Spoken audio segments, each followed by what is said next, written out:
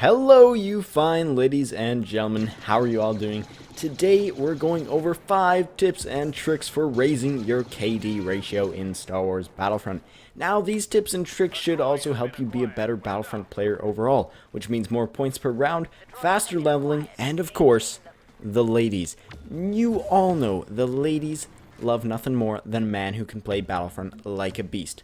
Okay, that might not be totally true, but who knows, it might help. So let's get cracking. Now, I think we've all had those games where you hop into a match, optimistic or otherwise, and then immediately get stomped by the opposing team, who then proceed to taunt you and your teammates for the disrespect.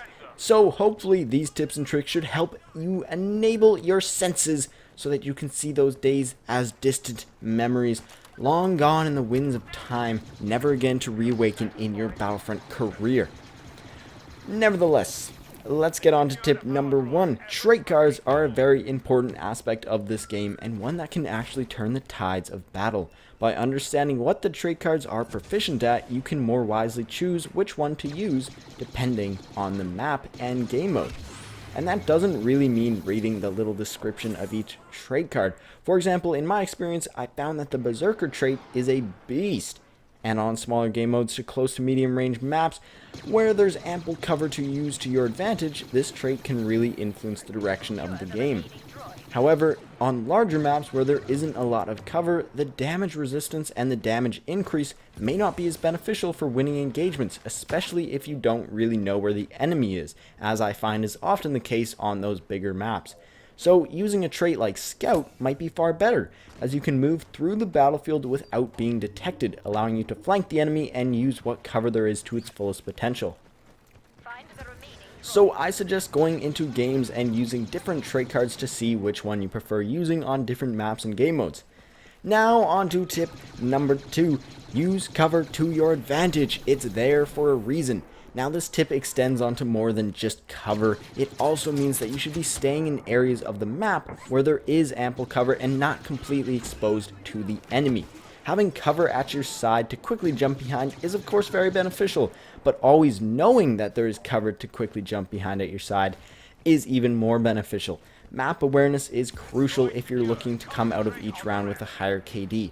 Knowing where on the map the enemies are will help you in finding spots where there is good cover from them. If you know the map and what areas are exposed and which ones are covered, you should have a far better understanding of possible enemy flank routes. Knowing where the cover is can also help you in pushing up on a map in a game mode like Supremacy or Walker Assault, where you have to travel across the map to capture objectives. If you know which paths have good cover and aren't too open to the enemy team, you can push up the battlefield in a far more strategic way. Kind of like Frodo and Sam when Gollum is his name. He was leading them across the marshes, black marshes I think they were called, if I'm not mistaken. And you know, the orcs couldn't use that because they didn't know the way.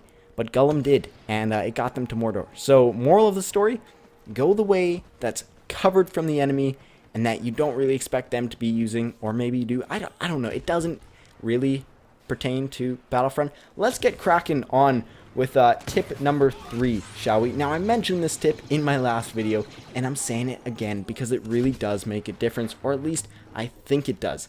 This is also tied into knowing the maps, as using a blaster that caters well to the map and game mode can definitely give you the edge over your opponents.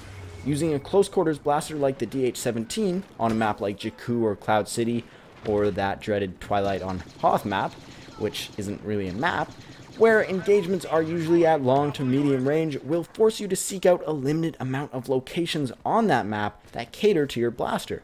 Whereas using a blaster like the T-21 will allow for much more versatility when playing on those larger maps. So again, you really need to get a feel for which maps cater to which blasters, and then use that to your advantage. On to tip number 4, fight or flight, as they say. Knowing when you should engage the enemy team and when to find a different battle somewhere else is pretty important KD-wise. For example, if you're pushing up the map with a few teammates at your side and Luke Skywalker shows up at full health, it's probably wisest to get out of there rather than deal a little bit of damage and see that KD ratio plummet to the ground. If you're defending an objective all by yourself and you see the whole enemy team pushing towards you, well, if you're using the Berserker trait, job done, no problem. But if not, then it's probably best to fall back and find your team. Now for the fifth and final tip for the video. This one really ties into the flight aspect of the previous tip. Use a few star cards or abilities that will allow you to make a quick getaway if you happen to get surrounded by enemies and you think you need to fall back. So using a personal shield, adrenaline stim, back to bomb, or jump pack can allow you to get out of harm's way if you find yourself in a pinch and you need to fall back to your teammates. So that's all I have to say for you today. Thank you very much for watching. If you enjoyed, I'm glad. If you wish to subscribe, feel more than welcome to. And as always, I will see you guys next time. Goodbye.